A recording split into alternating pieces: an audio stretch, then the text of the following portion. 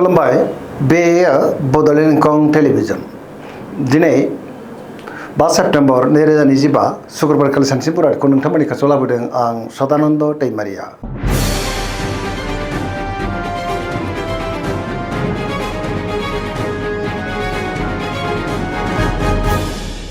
सिगां फरायनो लादों मेष राशि गिबि हांखो अ ल दिनैनि साना जोबोर मोजां गोसोखौ दिनै जोबोर गोजोननाय मोनगोन सुथुरखौ गोरलैयैनो फेजेननोबो हागोन जेरावबो देरहासार जानो हागोन गुबुननि गोसोखौबो दिनै गोरलैयैनो बोनोबो हागोन मावनो लानाय खामानिफ्रा गोरलैयैनो मावफुंजानोबो हागौ गोसोनि साननायफ्रा दिनै मोगथाङाव जाफुंगोन देहाया मोजाङैनो थागोन सोरबा लोगोजों बाख्नायजानानै गोसोआव दिनै जोबोर गोजोननाय फैनोबो हागौ रांखावरियाव मोजां होनजायो मोननो गोनांखौ दिनै मोननो हागौ बेफार फालांगियाव जोबोर मोजां मुलाम्फा मोननोबो हागोन गुबुननिफ्राय थोजासे हेफाजाब मोननोबो हागौ न'खराव बिमा बिफानि अननाय आबोरखौ मोनगोन आरो बिसि फिसायनि गेजेराव अनलायनाया बांगोन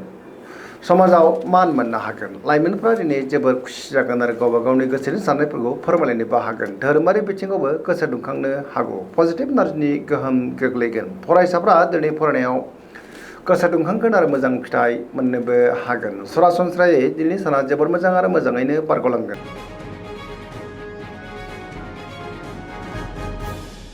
वृष राशि गिबि हांखो इ उ ब दिनैनि साना जोबोर मोजां गोसोखौ दिनै जोबोर गोजोननाय मोनगोन गोदान थांखि लानो रोंगोन सेंग्रा सिख्लाफोरनि गोसोआ दिनै जोबोर खुसि जागोन आरो गावबा गावनि गोसोनि साननायखौ फोरमायलायनोबो हागोन गोबां मोजां खाबुबो दिनै मोननो हागौ गोसोआव गोथों आरो गोग्गो साननाय फैगोन गियाननि आंखाल जानाय नङा गोसोनि बोलोआ बांगोन मावनो लानाय खामानिखौ गोरलैयैनो मावफुंनो हागोन समाजाव बयजोंबो मान होजागोन रांखावरियाव मोजां होनजायो बेफार फालांगियावबो दिनै जोबोर मोजां आयाबो बांनो हागौ न'खराव बिसि फिसायनि गेजेराव अननानै फैगोन देहाया दिनै मोजाङैनो थागोन अब्लाबो नाथाय जानाय लोंनायाव सांग्रां जानांगोन जायखि खामानि मावा मानो दिनै मोनफ्रोमबो खामानिखौनो गोरलैयैनो मावफुंलांनो हागोन पजिटिभ एनार्जिनि गोहोम गोग्लैगोन बहाबा हान्थियोब्ला दिनै जोबोर मोजां आरो मोजाङैनो हान्थिनोबो हागोन।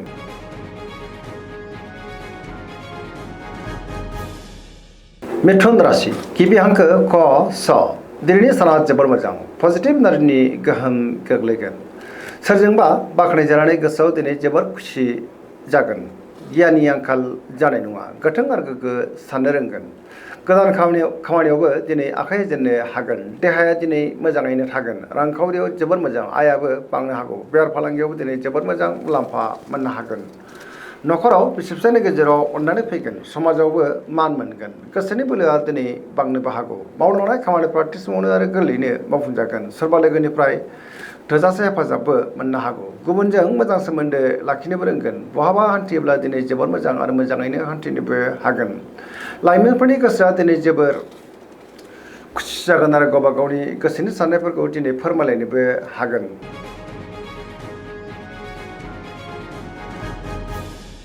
कर्कट राशि गिबि हांखो ड ह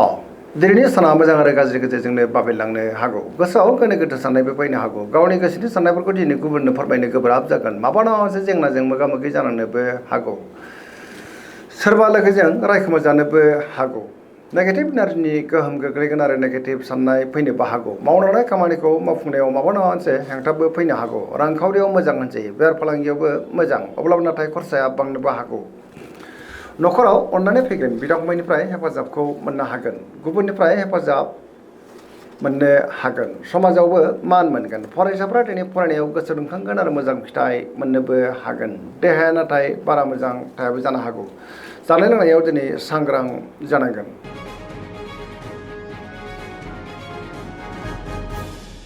सिंह राशि गिबि हांखो म ट दिनैनि साना जोबोर मोजां गोबां मोजां खाबुबो दिनै मोननो हागौ गोसोआव गोथों आरो गोग्गो साननाय फैगोन गियाननि आंखाल जानाय नङा मावनो लानाय खामानिखौ दिनै थि समावनो आरो गोरलैयैनो मावफुंनोबो हागोन सोरबा लोगोनिफ्राय थोजासे हेफाजाबबो मोननो हागौ बहाबा दावबायनो बा हान्थिनो खाबु मोननो हागौ आरो मोजाङैनो हान्थिनोबो हागोन रांखावरियाव दिनै जोबोर मोजां होनजायो बेफार फालांगियावबो जोबोर मोजां मुलाम्फा मोनगोन गोसोनि साननायखौ दिनै गुबुननोबो फोरमायनो हागोन न'खराव बिसि फिसायनि गेजेराव अननानै फैगोन समाजाव दिनै मान मोननो हागोन गुबुननि थाखाय दिनै गोबां मोजां खामानि मावनानै होनो हागोन देहाया मोजाङैनो थागोन बयजोंबो गोरोबनो रोंगोन फरायसाफ्रा दिनै फरायनायाव गोसो दुंखांगोन आरो मोजां फिथाइ मोननोबो हागोन धोरोमारि बिथिङाव गोसो दुंखांनो हागौ सरासनस्रायै दिनै साना जोबोर मोजां आरो मोजाङैनो बारग'लांगोन।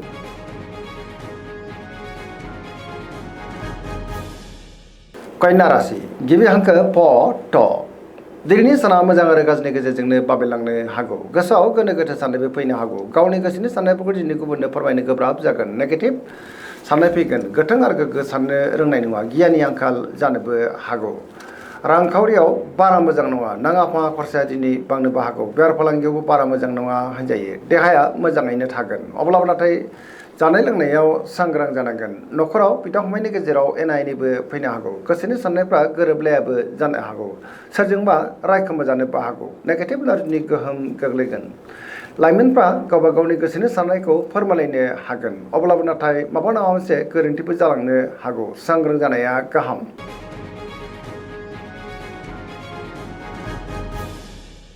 तुला राशि गिबि हांखो र ट दिनैनि साना जोबोर मोजां गोबां मोजां खाबु दिनै मोननोबो हागौ गोसोनि साननायफ्रा मोगथाङाव जाफुंनोबो हागौ मावलांनाय खामानिखौ थि समावनो आरो गोरलैयैनो मावफुंनोबो हागोन देहाया दिनै मोजाङैनो थागोन बहाबा हान्थिनो एबा दावबायनो खाबु मोननो हागौ आरो मोजाङैनो हान्थिनोबो हागोन रांखावरियाव दिनै जोबोर मोजां होनजायो बेफार फालांगियावबो जोबोर मोजां मुलाम्फा मोननो हागोन न'खराव बिसि फिसायनि गेजेराव अननानै फैगोन समाजाव मान मोनगोन गुबुननि गोसोखौ गोरलैयैनो बोनोबो हागोन लोगोफोरनिफ्राय थोजासे हेफाजाब मोननोबो हागौ गोदान थांखि लानो रोंगोन सेंग्रा सिख्लाफोरनि गोसोआ दिनै जोबोर खुसि जागोन आरो गावबा गावनि गोसोनि साननायफोरखौ फोरमायलायनोबो हागोन पजिटिभ साननो रोंगोन आरो गियाननि आंखाल जानाय नङा पजिटिभ एनार्जिनि गोहोमबो गोग्लैगोन धोरोमारि बिथिङाव गोसो दुंखांनो हागौ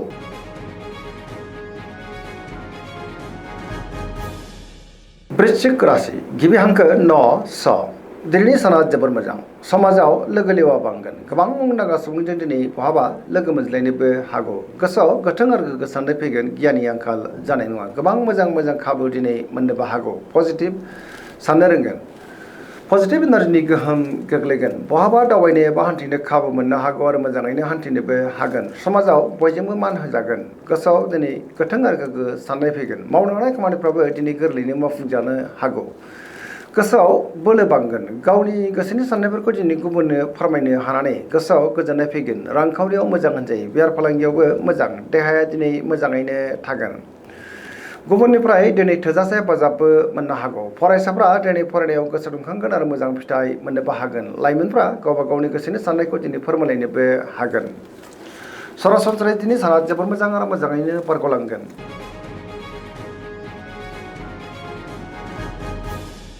धनु राशि गिबि हांखो ध फ भ दिनैनि साना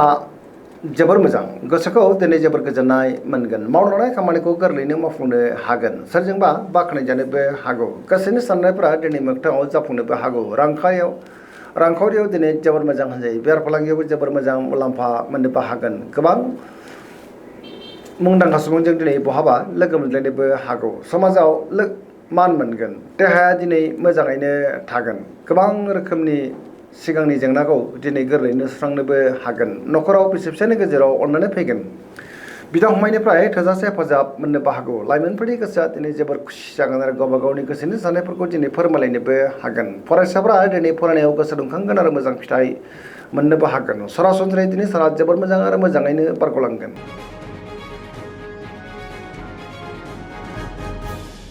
मकर राशि गिबि हांखो ख ज दिनैनि साना मोजां आरो गाज्रिनि गेजेरजोंनो बाबेलांनो हागौ गोसोआव गोनो गोथो साननायबो फैनो हागौ गावनि गोसोनि साननायफोरखौ दिनै गुबुननो फोरमायनो गोब्राब जागोन नेगेटिभ एनार्जिनि गोहोम गोग्लैनोबो हागौ मोनफ्रोमबो बिथिङावनो सांग्रां जानाया गाहाम रांखावरियाव दिनै बारा मोजां नङा होनजायो गोबां धोन खहा जानांनोबो हागौ बेफार फालांगियाव बारा मोजां नङा गुबुनजों मोजां सोमोन्दो लाखिनो दिनै गोब्राब जागोन गोसोनि साननायफोरा देबर नांनोबो हागौ मोनफ्रोमबो खामानिखौनो मावफुंनायाव माबा नङा मोनसे हेंथा फैनोबो हागौ गोदान खामानियाव आखाइ होजेननो हानाय नङा न'खराव अननानै फैगोन बिदा फंबायनिफ्राय हेफाजाबखौ दिनै मोननो हागौ सेंग्रा सिख्लाफ्रा गावबा गावनि गोसोनि साननायफोरखौ दिनै फोरमायलायनो हागोन अब्लाबो नाथाय नेगेटिभ एनार्जिनि गोहोमबो गोग्लैनो हागौ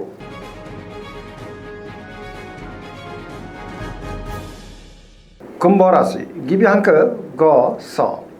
दिनैनि साना मोजां आरो गाज्रिनि गेजेरजोंनो बाबेलांनो हागौ गोसोआव गोनो गोथो साननायबो फैनो हागौ गावनि गोसोनि साननायफोरखौ दिनै गुबुननो फोरमायनो गोब्राब जागोन सोरजोंबा रायखोमाजानोबो हागौ सुथुरनि गाज्रि नोजोर थानोबो हागौ समाजाव मानहानि जानांनोबो हागौ गोबां मुंदांखा सुबुंजों दिनै बहाबा लोगो मोनज्लायनो हागौ रांखावरियाव मोजां अब्लाबो नाथाय खरसाया बांगोन बेफार फालांगियाव मोजां होनजायो देहाया दिनै बारा मोजां थानाय नङा गोबां रोखोमनि देहायारि जेंनाजों मोगा मोगि जानांनोबो हागौ जानाय लोंनायाव सांग्रां जानांगोन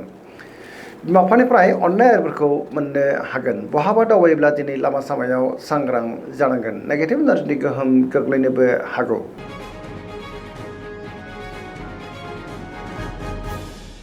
मीन राशि गिबि हांखो ड स दिनैनि साना जोबोर मोजां गुबुननि थाखाय दिनै गोबां मोजां खामानि मावनानै होनोबो हागोन गोबां मोजां खाबुबो दिनै मोननो हागौ गोसोआव पजिटिभ साननाय फैगोन सोरजोंबा बाख्नाय जानोबो हागौ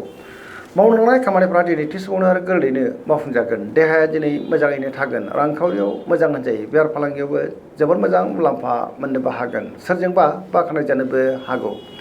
लाइमोनफ्रा गावबा गावनि गोसोनि साननायखौ दिनै फोरमायलायनोबो हागोन पजिटिभ एनार्जिनि गोहोम गोग्लैगोन फरायसाफ्रा दिनै फरायनायाव गोसो दुंखांगोन आरो मोजां फिथाइ मोननोबो हागोन सरासनस्रायै दिनै साना जोबोर मोजां आरो मोजाङैनो बारग'लांगोन दिनैनि राशि फरायनाया एसेनोसै जोबनायाव बेखौनो खावलायो जाहाथे नोंथांमोना सानफ्रामबो जोंनि बे बड'लेण्ड इंखं टेलिभिजनखौ नायबाय थायो आरो साबस्क्राइब खालामो लोगोसे लाइक खालामो आरो शेयार खालामो एसेनोसै गोजोन्थों